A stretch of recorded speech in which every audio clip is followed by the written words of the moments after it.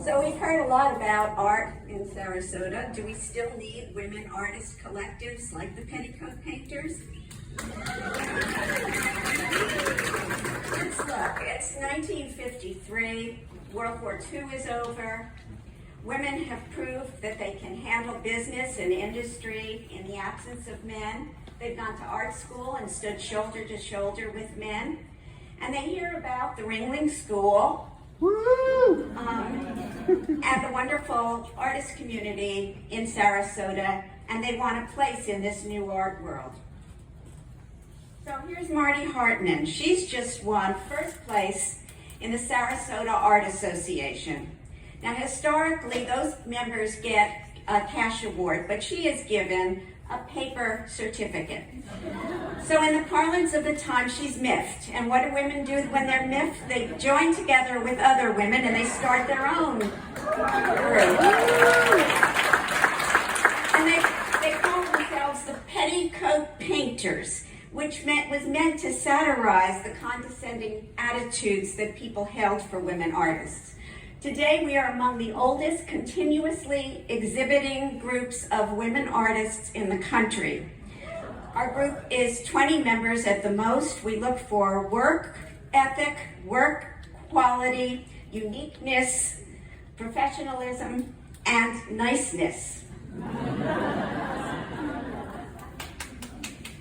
So things in some ways are not all that different from the way they were in 1953. And although the 72 years that the Petticoats have been showing, a lot of things have improved, but we're still not at the standing that our sisters in other art forms are enjoying, like literature, music, and performance.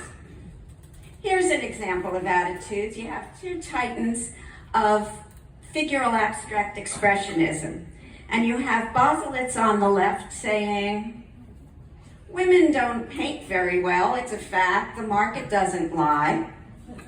What's not said is lies of women's inferiority can sabotage that market. Do you see it, an inferior image? Members of our group have received honors on a national scale.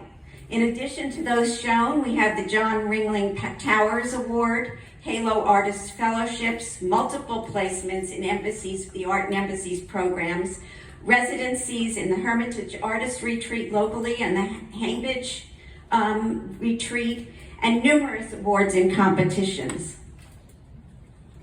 Together, we make an impressive showing. We have gallery representation, we've had museum shows, we're in permanent collections of museums, and we've shown internationally in addition to those shown in Egypt, Spain, Abu Dhabi, Japan, and we've been featured in articles and reviews in multiple medias. Many people think women's art groups don't serve the cause of women artists. Wonderful quote from Joan Altaby, who was the former critic for the Herald Tribune. She says, "It's not a good idea to isolate art by gender. Separation reinforces the divide. Inclusion by anatomy is exclusion." Despite the strides that showcase women artists, the publicity hasn't netted parity in sales, museum acquisitions, and the ability of women in their mid-career to sustain their practices economically the way their male counterparts have done. And especially true when the spotlight moves on to the next generation. So currently we are showing at the Sarasota City Hall, and when you see the exhibit, it's not moving forward, is it? 1 second. Okay, I'm ahead of the curve here. Okay. Here we go. Okay.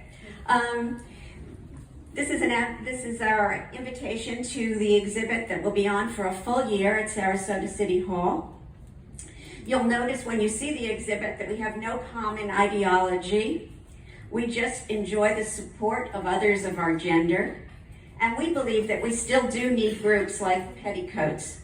But we also think that possibly in the future those groups will not be needed but they still will be welcome for the unique vision that we bring to the art dialogue. Thank you.